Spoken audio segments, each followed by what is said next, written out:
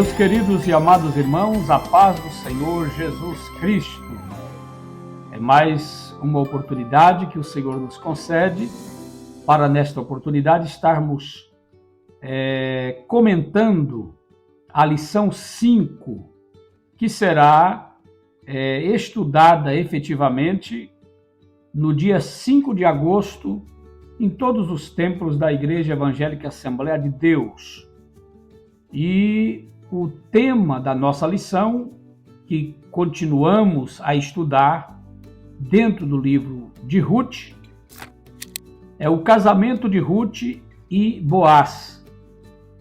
2 pontos, a remissão da família. Então será uma lição muito importante. Eu convido você a ficar comigo até o final.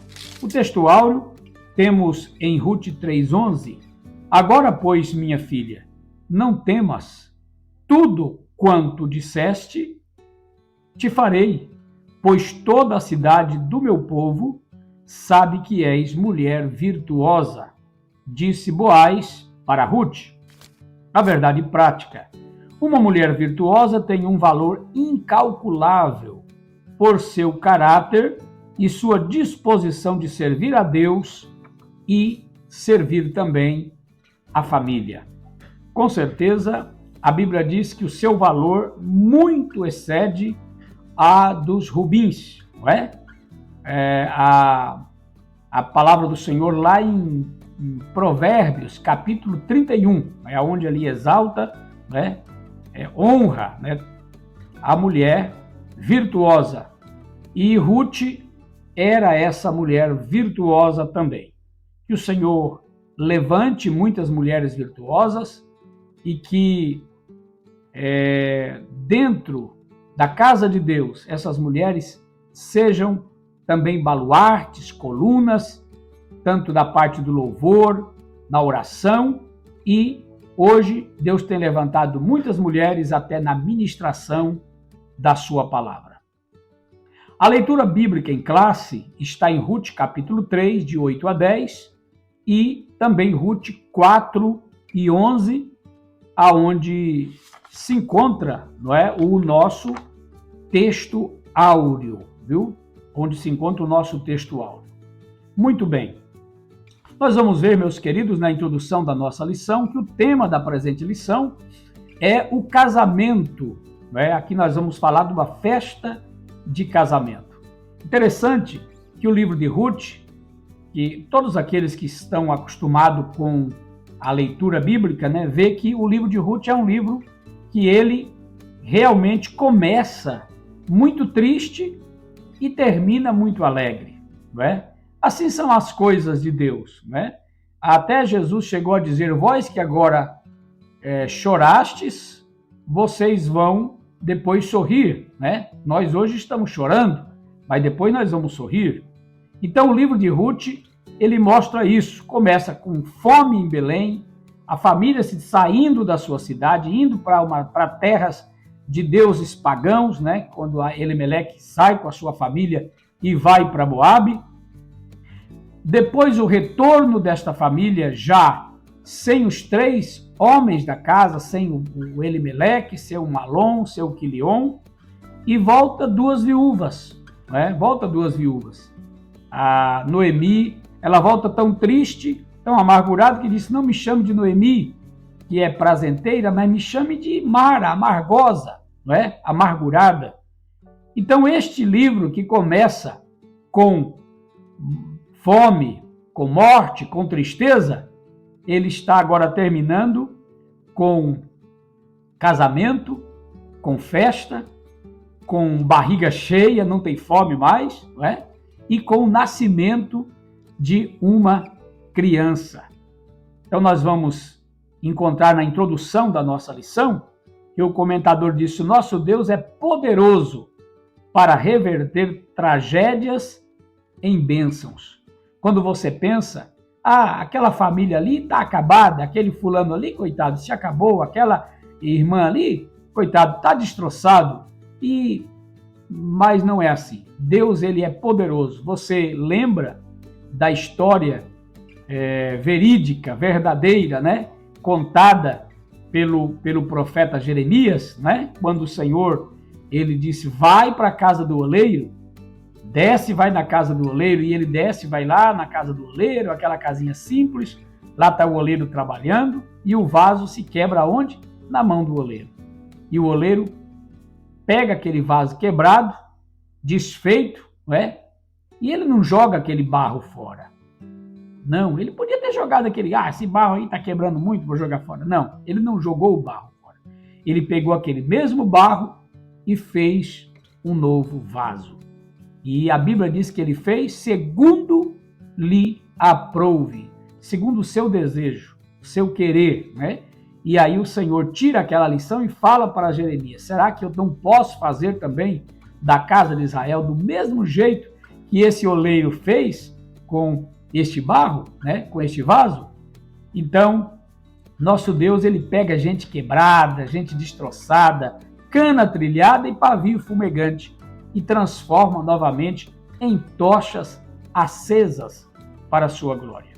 Eu trago até algo aqui que ilustra também isto, é o caso de Jacó, não é?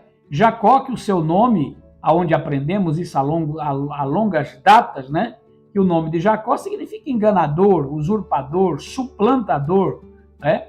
Um homem que viveu muito tempo com uma mentira, né? Porque ele enganou seu irmão, ele passou para o seu pai como se fosse Esaú sendo Jacó, mas agora Jacó está voltando lá da casa de Labão, com as suas mulheres, com seus filhos, com seu gado, e Jacó vai passar agora pelo Vale de Jaboque.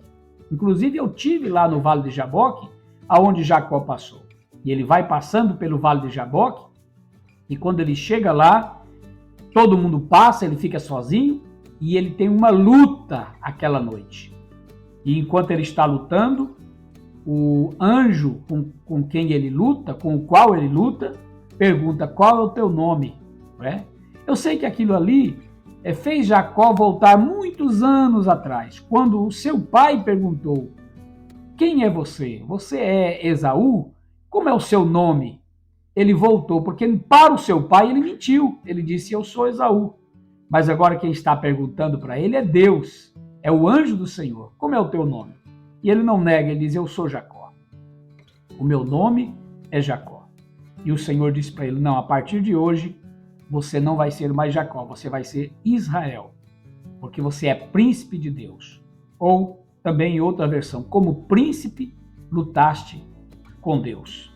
Então, o que acontece? Jacó entra sozinho no Vale de Jaboque, como Jacó, como enganador, como mentiroso, como suplantador, e sai de lá, não sozinho, dali sai uma nação, Israel. Então, a nação, ela nasce dentro de uma luta, dentro de uma briga, dentro de uma grande batalha travada, nasce uma nação.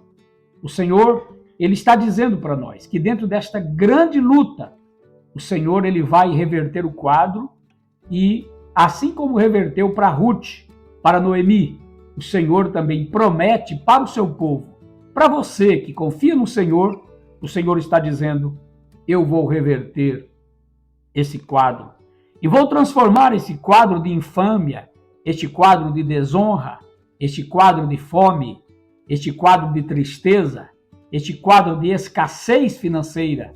Eu vou reverter esse quadro em bênção. Então nós vamos ver o quê? O compromisso de Boaz com Ruth. Mas o primeiro ponto diz, no lugar da bênção. Para recebermos as bênçãos de Deus, é preciso que a gente tome a direção certa. Quando Deus chamou Abraão, ele disse para Abraão, sai da tua terra, da tua parentela, da casa de teu pai, e vai para uma terra que eu te mostrarei. Quer dizer, a nossa vitória está exatamente em irmos em direção do lugar que o Senhor nos mostrar.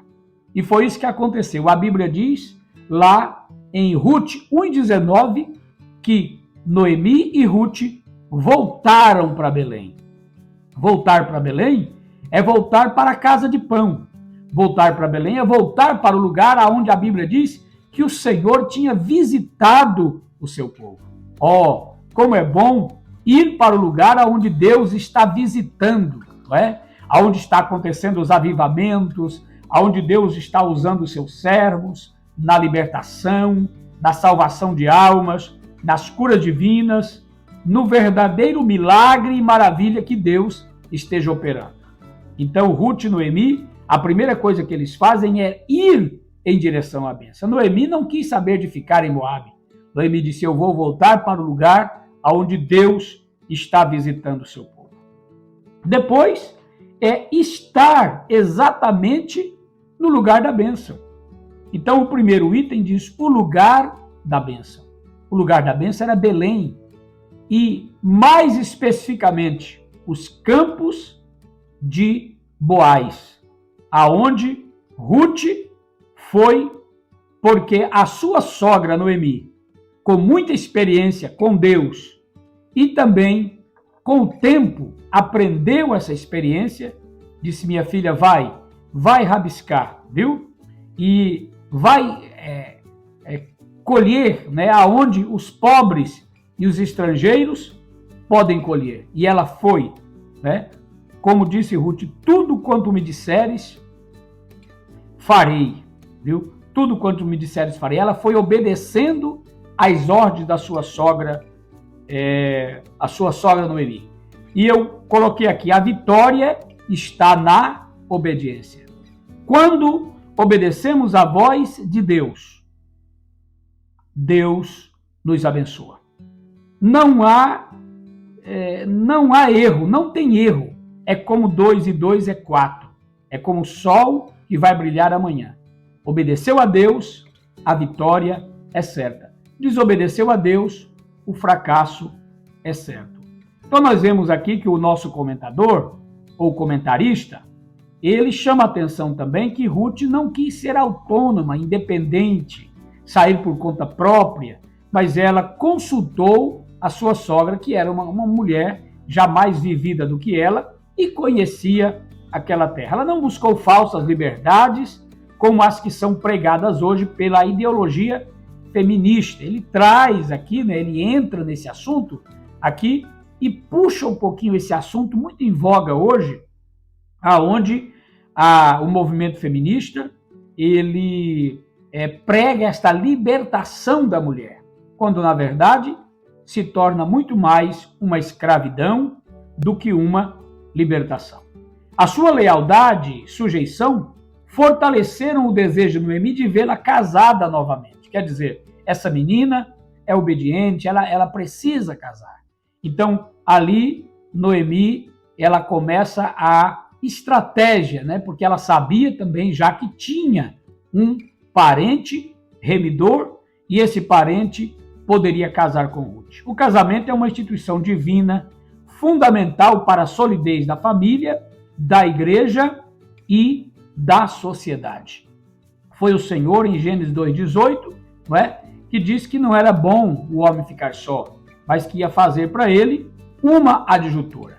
Foi o escritor aos Hebreus, em 13:4 de Hebreus, que ele escreveu que bem-aventurado seja entre todos o matrimônio e o leito sem mácula. Então nós vemos, meus queridos irmãos, que o casamento é uma bênção. Glória a Deus. A bênção de Ruth estava chegando e ela permanecia no lugar certo. Deixa eu te dizer uma coisa, a tua bênção vai chegar. Fica no lugar certo.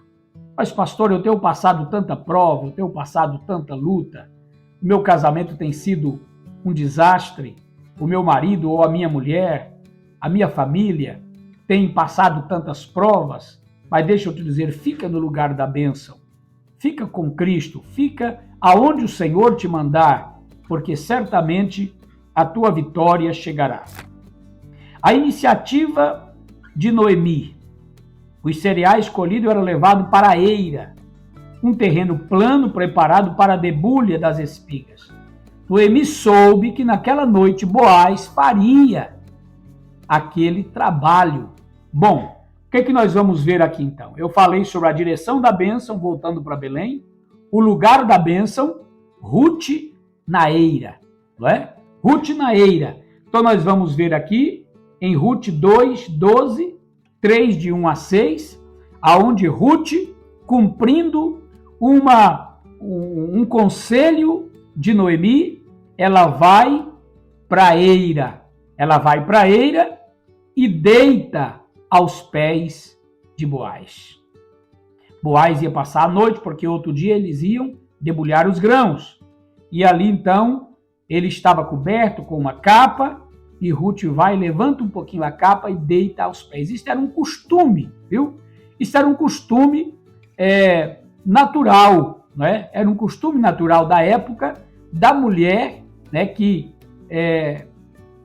estava para ser remida, né, pelo parente, que era o Gaal, o parente remidor, ou Goel, né? E também pelo Levi, né, que era o cunhado que ia casar com a esposa do seu irmão, que no caso aqui era um primo, né? Era um primo. Então, ela podia tomar essa atitude, e não era uma atitude desrespeitosa, não. Era uma atitude legal, não é? Estender a capa era um sinal de compromisso de casamento. Quando ela disse, estende a sua capa, que ele jogasse a capa sobre a moça, ele estava, não é? Aqui em 3 e 9 de Ruth, vamos ver aqui, 3 e 9 de Ruth, que diz assim, não é? E disse, quem és tu? E ela disse, sou Ruth, tua serva. Estende, pois, tua aba sobre a tua serva, porque tu és o remidor. Então, estender a capa, jogar a capa sobre a mulher, era naquele momento um compromisso, né? Um compromisso de casamento. Era como colocar uma aliança, no nosso caso aqui no Brasil, na mão direita, não é? Um compromisso de casamento. Em Ezequiel 16 e 8, nós vamos ver que essa prática ela foi mencionada como metáfora representando o compromisso de Deus com Israel. Quando o Senhor disse, passando eu por ti, joguei sobre ti o meu manto, não é? Quer dizer, Deus dizendo para Israel, eu quero me casar contigo. Glória a Deus. A Bíblia diz, o Senhor é comparado como esposo para a nação de Israel, assim como Jesus é comparado como esposo para a igreja. Como isso? O cuidado de Jesus com a igreja, o amor de Jesus com a igreja, o desvelo de Jesus com a igreja, não é? A proteção de Jesus com a igreja, conforme Paulo escreve lá em Efésios capítulo 5, ele vai fazer aquela comparação entre o casamento do homem com a mulher, aquela união mística entre Cristo e a igreja. O terceiro item, respeitando o processo. Quer dizer, da mesma forma que hoje os jovens que vão se casar, primeiramente namoram, depois eles ficam noivo e depois eles casam, assim também havia um processo a ser respeitado. Para encontrar-se com Boaz, Ruth, primeiramente, ela não poderia ir de todo jeito, suja, mal cheirosa. Ora, ela ia também como uma mulher para jogar o seu encanto, né? O perfume, para que aquele senhor que estava ali também tivesse o mínimo de interesse por ela, não é? Então, a Bíblia diz que ela tomou banho, ela se perfumou, ela se vestiu, não é? Assim como não exclui a ternura, a santidade, como nós vimos o caso de Boaz, né? Um homem terno, um homem brando, um homem que sabia tratar, a santidade não despreza a beleza. Não é porque a pessoa é santa que vai andar de qualquer jeito, de qualquer maneira, não. A mulher, ela pode se trajar muito bem, não é? Elegantemente, usar bons perfumes e continuar sendo uma mulher santa de Deus, tanto o homem como a mulher. Como diz o nosso comentador, desde que com simplicidade, em pureza e moderação. E aqui ele cita Gênesis 24:16, Isaías 39:2, 1 Timóteo 2, 9 e 10. Então aqui nós vemos todo aquele processo, não é? que ela se deitou lá, não é? Foi preciso aguardar, respeitando todo aquele processo. Ela ali se deitou, não é? Se deitou, mas Boaz tinha um caráter santo e ali então apenas deitou e disse: fica aí deitadinha, quando for amanhã, né, você vai levantar pela madrugada, sair para ninguém ver, mas esse negócio vai ser concluído. Glória a Deus. Eu gosto de tomar sempre as alegorias da Bíblia e aqui nós vemos Ruth deitada aos pés de Boaz. Assim também o crente vai aos pés de Cristo, o nosso Boaz, o nosso parente remidor, a nossa fortaleza, assim como é o nome Boaz, a nossa coluna, a nossa torre forte, não é? O nosso refúgio, glória a Deus. Tudo isto Jesus é para nós e nós vamos aos pés de Cristo e recebemos dele todo o cuidado. Glória a Jesus. O segundo ponto, o casamento entre Boaz e Ruth. Concluindo o negócio, quer dizer, começou o negócio, tinha que concluir, né? Ruth teve a iniciativa de sugerir a Boaz que exercesse o papel de remidor conforme o costume da época, não é isso? Porém, tinha um parente mais próximo, que era primo de Boaz. Então foi preciso, neste momento, que aquele problema fosse resolvido, né? Se aquele parente ia remir ou não. Então veja bem, quando Ruth volta e conversa com Noemi, ela diz para ela: sossega, minha filha, aquele homem não descansará até que conclua este negócio. Glória a Deus. Que figura linda de Jesus. Jesus, ele foi até o fim. A Bíblia diz lá em João 13:1, e tendo Jesus amado os seus discípulos, amou-os até o fim.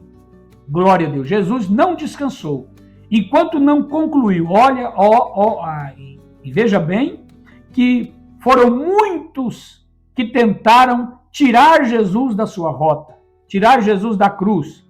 Primeiro vem Satanás, lá no deserto, né? Querendo desvirtuar tudo e tirar Jesus da rota da cruz. Até o próprio Pedro, usado pelo inimigo: tu não vai para a cruz. Jesus disse: para trás de mim, Satanás. Vem para cá, Pedro, não é? Glória a Deus. Depois Jesus já na cruz, olha o que o povo dizia: desce da cruz, salva a ti, né? A ti mesmo, porque tu és Deus. Mas Jesus foi até o fim. Então o que Noemi disse para Ruth: sossega, minha filha, aquele homem não descansará até que conclua este negócio. Ruth 3:18. Todo homem deve ser preparado para tomar iniciativa da vida, principalmente quando o assunto for casamento e vida conjugal. O nosso comentarista, ele toca aqui na liderança masculina, pressupondo atitude de amor, responsável, honra a mulher como vaso mais frágil. Então o homem nunca deve usar também da sua força para maltratar a sua esposa, para espancá-la, nem com palavras e nem fisicamente. Nós estamos vivendo dias muito terríveis de feminicídio, onde muitos homens espancam a sua esposa brutalmente e alguns matam. Que o Senhor tenha misericórdia, que os homens cristãos possam ser homens realmente que sejam masculinos nesse sentido de liderança, mas seja como Boaz, amorosos com o seu cônjuge, amorosos com a sua esposa. O segundo ponto fala sobre resgate e lei do levirato, né? Essa lei do levirato vem da palavra, já aprendemos aqui, levir, né? Cunhado, aonde o irmão casava com a viúva do irmão para prosseguir com a herança do seu irmão. Boaz foi para a porta da cidade e logo ele viu o remidor que ia passando, quer dizer, aquele mais próximo. Não seria este mais um ato da providência divina? Logicamente, foi um ato da providência divina. Ora, quando ele foi chegando na porta, lá estava passando o que seria o parente remidor. Ele chama ele, trata o assunto, conversa com ele, o homem ainda tem interesse em comprar a terra, mas quando fala que tinha que casar com a viúva, ele disse, não dá para mim, porque aí você vai ter problema e tal. Então, eles cumpriram, não é, com o que era preciso fazer, chamando 10 testemunhas e o homem descalçando o seu sapato, não é? Como está escrito na palavra de Deus que deveria acontecer assim, não é? Precisava acontecer desta forma, que o homem, aquele que era o parente remidor, que não estava interessado em remir, ele precisava descalçar o seu sapato. E ele era chamado a casa do descalçado, né? A casa do descalçado. E ele então assim o fez, e naquele momento ele toma das mãos, né? Das mãos daquele parente remidor a chave para que ele pudesse casar com Ruth. Então nós vemos aqui que foi oficializado a bênção, porque tem a direção da bênção, o lugar da bênção e a oficialização da bênção. Vamos ler isso aqui em Ruth 4, 4 e 5. Boaz, então disse porém Boaz, no dia em que tomares a terra da mão de Noemi, também a tomarás da mão de Ruth, a moabita, mulher do falecido, para suscitar o nome do falecido sobre sua herdade. Então disse o remidor, para mim não a poderei redimir, para que não cause dano à minha herdade. Redime tu a minha remissão para ti, porque eu não a poderei redimir. Havia, pois, já de muito tempo este costume em Israel, quanto à remissão e contrato, para confirmar todo o negócio, que o homem descalçava o sapato e dava ao seu próximo, isto era, por testemunho em Israel. Disse, pois, o remidor a Boaz, toma para ti, e descalçou o sapato. Então Boaz disse aos anciãos e a todo o povo, sois hoje testemunhas de que tomei tudo quanto foi de Elimeleque, de Quilion e de Malom, da mão de Noemi, e de que também tomo por mulher a Ruth, a moabita, que foi mulher de Malom, para suscitar o nome do falecido sobre sua herdade, para que o nome do falecido não seja desarraigado dentre seus irmãos, e da porta do seu lugar, disto sois hoje testemunha. E todo o povo que estava na porta, os anciãos, disseram, somos testemunhas. O Senhor faça a esta mulher que entra na tua casa como Raquel e como a Leia, que ambas edificaram a casa de Israel, e a ti já valorosamente em Efrata, e faze-te nome afamado em Belém. Então, meus queridos irmãos, nós vemos aqui que Boaz, ele oficializa o casamento para poder redimir a Ruth. O terceiro ponto, a remissão da linhagem de Davi através de Ruth e Boaz, o nascimento de Obed. Muito bem, o nome de Obed é a forma abreviada de Obadias. Se você não sabia, não tinha pesquisado, tem agora. É a forma abreviada de Obadias, que tem como significado servo do Senhor. Então, consumado o casamento, não é? Consumado o casamento, Boaz podia tomar Ruth por mulher. Então vai e se casa com Ruth, e agora é a festa, não é? A festa do casamento e tal, alegria e músicas, parentes, amigos. Olha a diferença nesta casa. Uma casa que tinha fome, que teve mortos, todo mundo ficou sabendo, a notícia chegou em Belém, que Elimeleque morreu, que Malom morreu, que Quilion morreu, que estava chegando 2 viúvas na terra, que chegaram chorando, mas agora Deus reverteu o quadro. Glória a Deus. Agora, Ruth casada. Festa na casa de Noemi. Aquela mulher já não estava mais amargurada, o remidor chegou. Isso aqui tem um significado muito grande. Para a alma triste, angustiada pelo pecado, o coração totalmente amargurado, com o peso do pecado sobre os ombros, mas quando o remidor chega, Jesus chega, tudo muda, tudo transforma, a festa começa, o coração se enche de alegria. A Bíblia diz que o reino de Deus não é comida e nem bebida, mas é gozo, paz e alegria no Espírito Santo. Tudo se transforma em festa quando Jesus chega na vida. Foi o que aconteceu com a chegada de Boaz na vida de Ruth, não é? Agora nós vamos ver o quê? Recebendo a bênção. Boaz se compromete em redimir e ele se casa com Ruth e agora vem o quê? O desfrutando a bênção. Boaz casa e desse casamento nasce Obed, que eu já disse para os irmãos que Obed significa servo do Senhor. Como é bom quando se tem filhos para servir ao Senhor. O Salmo 128 ilustra muito bem isso. Bem-aventurado é o varão que teme ao Senhor, pois comerá do trabalho das suas mãos, feliz será, te irá bem, a tua mulher será como videira frutífera ao lado da tua casa, e teus filhos como planta de oliveira à roda da tua mesa. O Salmo 128 é o salmo que ilustra bem a família.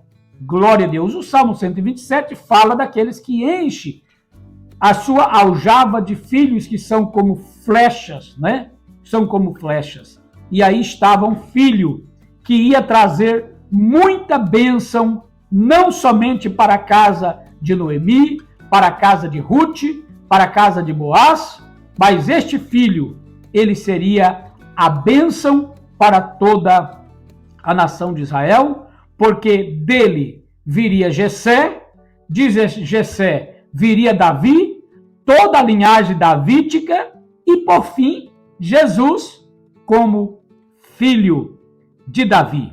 Então, Boaz é um tipo de Cristo. Se Noemi, Ruth ou Orfa não se casasse com alguém da família de Elimeleque, a linhagem ancestral de Davi teria sido profundamente alterada. Noemi já não tinha idade para gerar filhos, é o que consta em Ruth 1:12. Orfa voltou para os Moabitas, 1:14 de Ruth. O Deus de Israel encontrou Ruth, cuja vida foi guiada por um caminho de renúncia, amor, pureza e muita submissão. Irmãos, é muito fácil a gente contar a história de Ruth. Que ela foi submissa, que ela voltou com Noemi, que ela foi rabiscar grãos como estrangeira, como pobre na terra. É muito fácil contar. Passar pela prova não é fácil. Não. Meus queridos irmãos, o processo para você chegar no teu propósito, como tem se ouvido muito essas duas palavras, processo e propósito, mas isso é verdade. O processo não é fácil. É muito bom depois. José foi governador, mas por onde José passou? Davi foi rei, mas por onde Davi passou? Ruth agora é mãe de Obed, mas por onde Ruth passou? Muitas vezes nós queremos pegar o bonde andando, queremos já chegar no topo, como diz a história, acabou de chegar, já caí na janela do ônibus. Não é? Mas não é assim. Existe o processo dolorido, muitas vezes, para passar, assim como o nosso mestre Jesus Cristo. Ele salvou a humanidade, mas ele teve que passar por todo o processo da cruz. Depois da cruz foi sepultado, mas ao terceiro dia ele ressuscitou triunfalmente. A conclusão, a história de Ruth é uma história de redenção. Uma moabita foi não somente remida, mas entrou para a genealogia do Redentor da humanidade, Jesus, o filho de Davi, ao lado de Tamar. Olha quem? Tamar, Raabe. Ruth proclama a graça de Deus que se manifesta a todos, judeus e gentios. Tito 2:11. Porque a graça de Deus se há manifestado, trazendo salvação a todos os homens. Que Deus abençoe, meus queridos irmãos, que possamos seguir esses passos.